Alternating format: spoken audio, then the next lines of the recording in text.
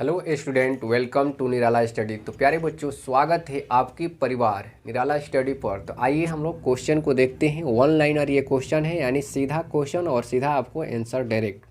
और ऐसे क्वेश्चन को आपको एकदम कंठस्थ नहीं ओठस याद कर लेना है। चलिए, तो सभी लोग बिल्कुल ऐसे ही क्वेश्चन आपको एग्जाम में देखने को मिलेगा। तो ध्यान से इस क्वेश्चन को समझते हुए और सीखते हुए चलिए।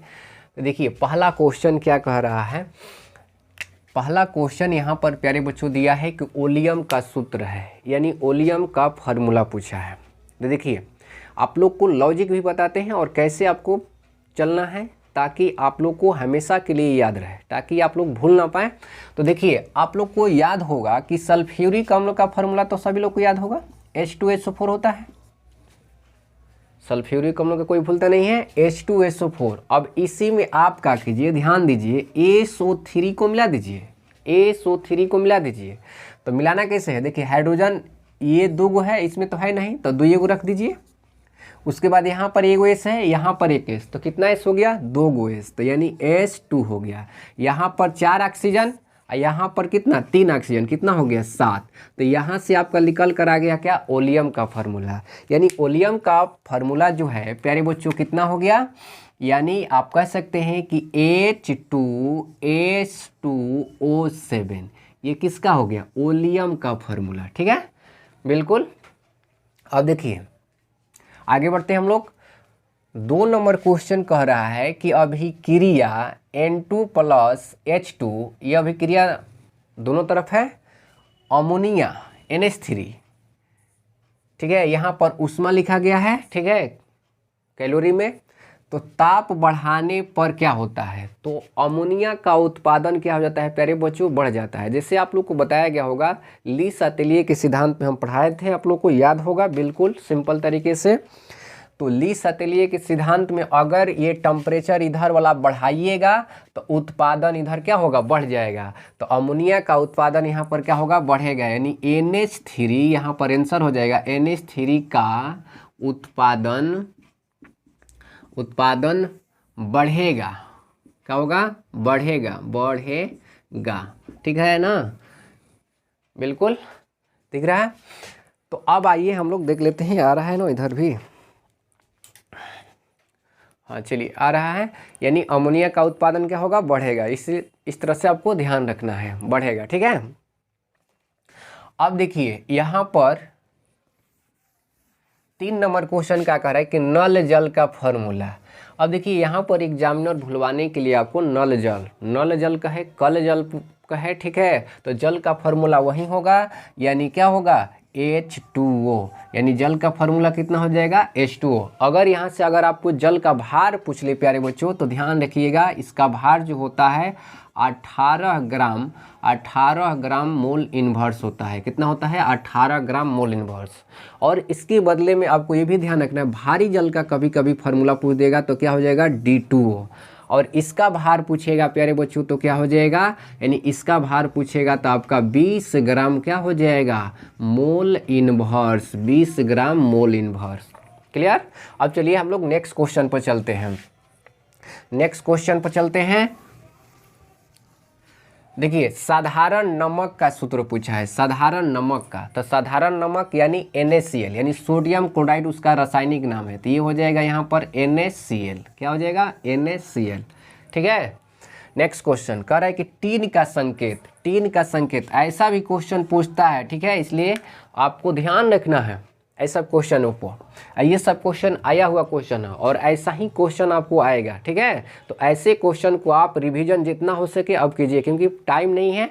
अब टाइम आपको पास ज़्यादा बचा हुआ नहीं है, अब आपको 2 महीना बचा हुआ है, तो इसलिए आप रिवीजन कीजिए।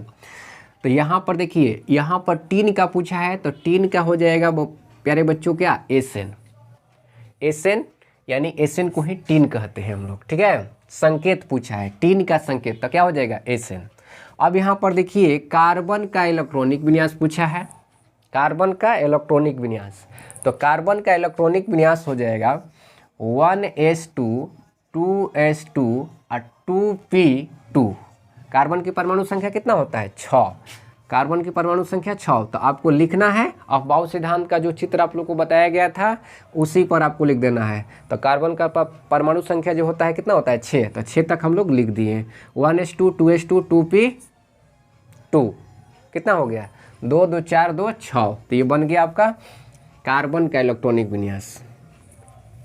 अब कह रहा है कि NaOH है, तो NaOH जो है ये कैसा है, क्षार है। कहीं पर भी अगर आपको दिख जाए OH तो इसका मतलब क्या है, क्षार है। अगर यहीं पर सवाल पूछ लेता है कि H2SO4 है, H2SO4 है, तो H2SO4 एक क्या है, H2SO4 एक क्या है, यानी अम्ल है। ये आपका हो जाएगा अम्ल, इसको इंग्लिश में क्या कहते हैं, एसिड, एसिड। और ये क्या है आपका OH दिखे तो क्षार यानी बेस, ये हो जाएगा बेस। क्लियर।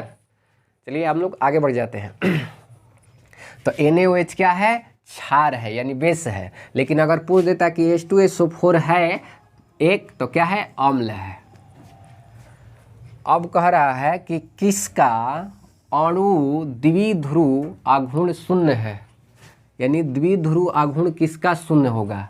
तो ये आपका आंसर हो जाएगा प्यारे बच्चों BF3, ठीक है, BF3, क्योंकि हम ऑप्शन नहीं लिए हैं, डायरेक्ट आपको आंसर बता रहे हैं। ठीक है। अब देखिए यहाँ पर कह रहा है कि lithium chloride, sodium chloride, potassium chloride के विलयन का अनंत तनुता पर समतुल्यांक सुचालकता का क्रम है। तो क्रम जो होता है प्यारे बच्चों, देखिए सब एक ही ग्रुप का तत्व दिया है, लिथियम, सोडियम और ये पोटेशियम। लिथियम, सोडियम, पोटेशियम दिया है, तो लिथियम, सोडियम और ये क्या हो गया, पोटेशियम। तो इसका जो क्रम होता है, ठीक है, नीचे से ऊपर वाला होता है, यानी हो जाएगा आपका क्या, पोटेशियम और उसके बाद सोडियम और उसके बाद होगा लिथियम। नहीं, लिथियम का सबसे कम होगा। जैसे आपको याद होगा, यहाँ पर देखिए, यहाँ पर ध्यान से देखिए, ये हो जाएगा lithium, sodium, potassium, rubidium, caesium. तो ऊपर से नीचे आते हैं तो ये क्या होता है, बढ़ता है, समतुल्यांक सुचालकता जो है बढ़ता है, यानी अधिक किस में होगा, यानी पोटेशियम में। तो ये 3 ऑप्शन दिया है, पोटेशियम, सोडियम और लिथियम। तो सबसे अधिक किसका होगा, यानी पोटेशियम का। अब यहाँ पर देखिए, यहाँ इसमें भी Cl है, इसमें भी Cl, इसमें भी Cl, सब में Cl क्या है, कॉमन है।